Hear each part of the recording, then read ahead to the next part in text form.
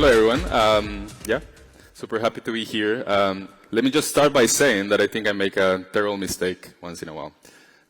Tumultuous is not the easy word to pronounce in front of hundreds of people. So I should pick that better next time. But yeah. Like Pat said, I'm Chris. I've been in the industry for over 20 years. Most of those have been in management positions, and 6 of them in Berlin.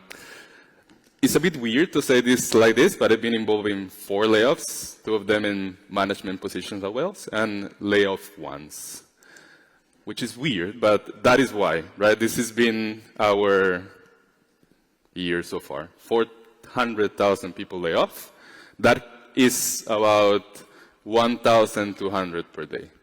That is kind of the world we're living in. So I'm just putting it like that to make emphasis of how this works, right? There's a bunch of trackers online for this data. I just picked this up like last week, but you can see how the trend moves through 2020 to 2023. And the peak was around March, and then it seems to be decreasing a bit, but let's see how it goes, I guess. And I just wanted to put this as well in terms of anatomy of a layoff, because sometimes the term is thrown a bit too much. And this is overly simplified, has many buts in it, but in general, in Germany, it sort of works like it's due to restructuring decisions, of course, right? It's about 5 to 10% of the people that are laid off is planned in a way that an agency has to be involved. And there's an interesting thing that there's a social selection process as well involved. So it's not like you can go as an employer and pick people around and say, these are the ones, right? There's things to consider there regarding, length of service, obligations, disabilities, and stuff like that. And this will come later in context as well. And decisions are also not performance-based, right? So having said that, what is this about, right? It's mostly my personal stories, my learnings through some of these layoffs processes, and hopefully some helpful thoughts for all of you. So, you can use them as well, right? I believe like probably a lot of you in the audience were already affected by layoffs directly or are gonna in the future, right? So I think this is useful information. With the first one, I want to take you back to Costa Rica, where I was from. I was born there. And this is 2010, so some time ago, right? This is how it looks, Costa Rica, if you haven't been. It's very green and nice. This is also how it looks. That's also how it looks. I'm being a bit mean from the weather outside, I know, but, but actually, this is how it looks if you work there. Mostly rainy and a lot of people around. This is the street that the office used to be, in a way. And back then I was my first gig as an engineering manager, basically, leading a 6 engineering team and mostly doing what engineering managers do, right? Like mentoring, coding, training. I actually had like 50% of coding time, which is fun. This is how the iPhone looked like in 2010, just so you can remember the times. And yeah, we're building some pretty cool stuff, like shipping constantly. We're working in a voice over IP app. That was pretty cool, actually, back then in time. Mostly like similar to Skype, but doing some interesting things in there. We were actually building a lot of those ideas into the product. We were working with the main company was in San Diego and then building those things in Costa Rica. The team looked like that. I just wanted to, federate the team as well. I'm the one in the green on the other side. And yeah, and as you can imagine, we received a call one day, right? We didn't kind of see this through, right? And basically, it meant that effectively, immediately, we're all out of a job. Like that, plain and simple. And I had to do a lot of soul searching to put this talk together, but one of the things that I really remember is feelings, right? My feelings when I was laid off, like guilt, in a way, like, why me? Like, how come? Maybe I'm not good enough after all, right? There was something else that I kind of, in there in my memory, right? I also just hired a bunch of those people, like 80% of them, and they were also in the same boat, right? And it took me a while to go through all those feelings, but I just wanted to put it initially in there because maybe that's also a lot of you there, right? And through those learnings now that I have a bit more experience, right, a retrospective that I did on myself was, it's not about me at the end, or you, right? It's more than that, right? Like, it's very hard to kind of understand why things happens to you. And your career is always going to be bigger than a single company at the end of the day, right? Like, you go through a process, and, you know, it took me a while to get there. Like, the first week was pretty bad. The second couple of weeks were okay, and the next month I didn't really care too much. But I think that's one of the main things that I use from these processes, like how to use this time for self-reflection on my career, on my growth, on the things that I want to go to. And I don't think enough people do that too much, like in our industry, to take time and see where they are. And that actually let me get there. So it was not so bad after all. And as a manager, I think one of the first things that I learned was it is super important that when you're working with a remote team, so we were in Costa Rica and they were in the United States, that you really put emphasis on making sure this team is visible and shines and is there present, basically, right? I actually didn't do that. I failed to do many of those things, like build awareness of the team, like asking them to, hey, what about you present this new cool thing? It was mostly me trying to kind of shade in from that, right? And I'm not saying that will have changed the things that happen, but I think it's one of the things that I want to rescue. So if some of you are on that, I think that is definitely part of your, let's say, manager toolbox for sure. Second one is basically a few years later as well. And 2017, basically, I relocated to Berlin. And I guess a lot of you are in the same boat, right? Like, you put your kind of life in a few suitcases and you fly all the way around the world to start, right? And I started looking at pictures of Berlin when I was there, and it looked like that. Pretty cool, right? Like currywurst and whatever, and that as well. But I actually relocated in February, so it looked like that most of the time. And yeah, after buying a new coat and kind of going through the traumatic process of finding a new flat in this city, I was able to kind of get started as well, right? And I started to work at SoundCloud. And in SoundCloud, I started as an engineering manager as well, kind of leading a team of 7 engineers. We were building some pretty cool stuff, like the audio playback products, most of the stuff that I use for the phone, and like device integrations and a lot of these things as well.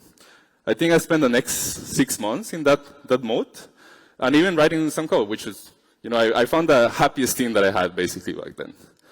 And then I guess you know what happens. This is the set of the stories, right?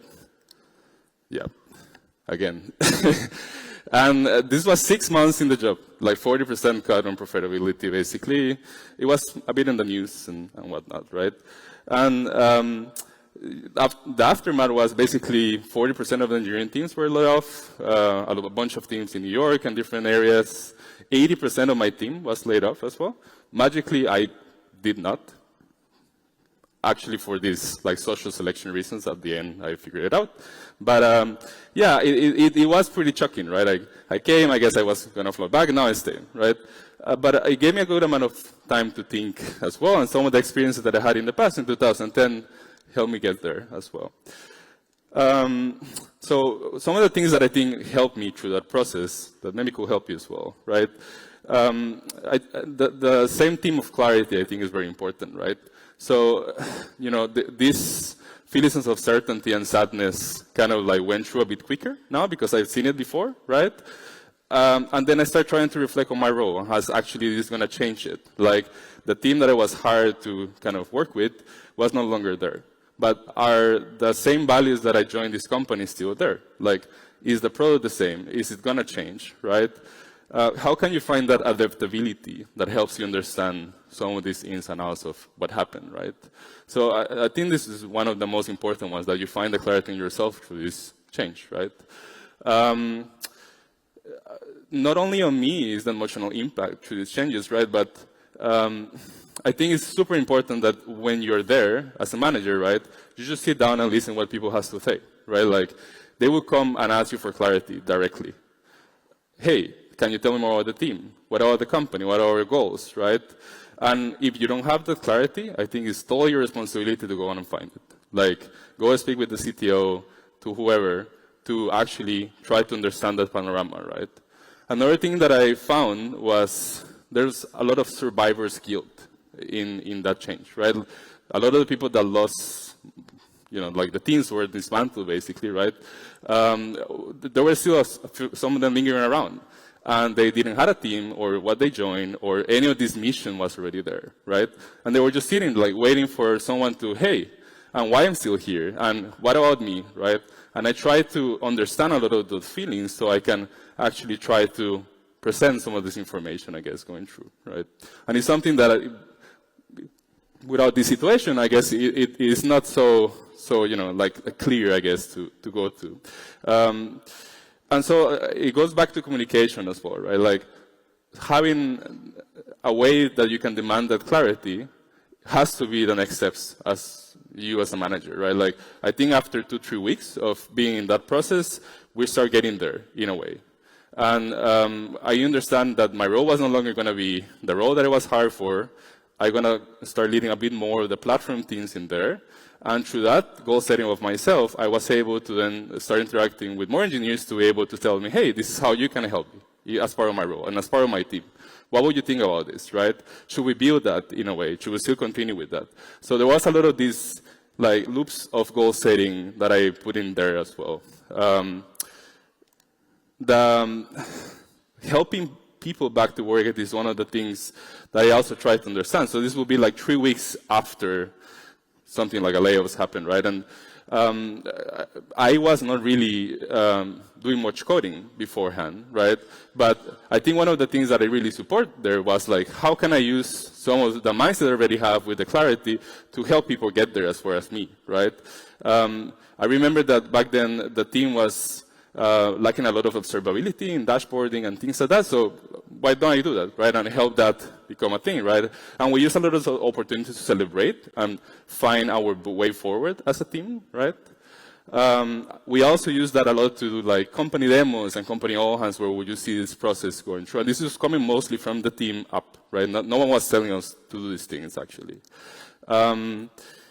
With all those things in practice, one of the things that I started noticing is like, this is kind of you reestablish your team dynamics as well, right? Like with a clear mission and a clear purpose, right? It became apparent that I was lacking a bit of skills in the team. And actually, it is a really good time to do internal hiring, believe it or not. Like, there will be a lot of people that are maybe not with so much clarity in the teams, right? And what you can do is to just speak with them, see if they're interested, maybe start a process that they can move to your team as well, right? So, I think that's a secret, I guess, that I found in there. Through that, we did a lot of new ways of working as well. I think one of the aspects that are really key is when you go through a process like this, people need change, or they want to see something different, right?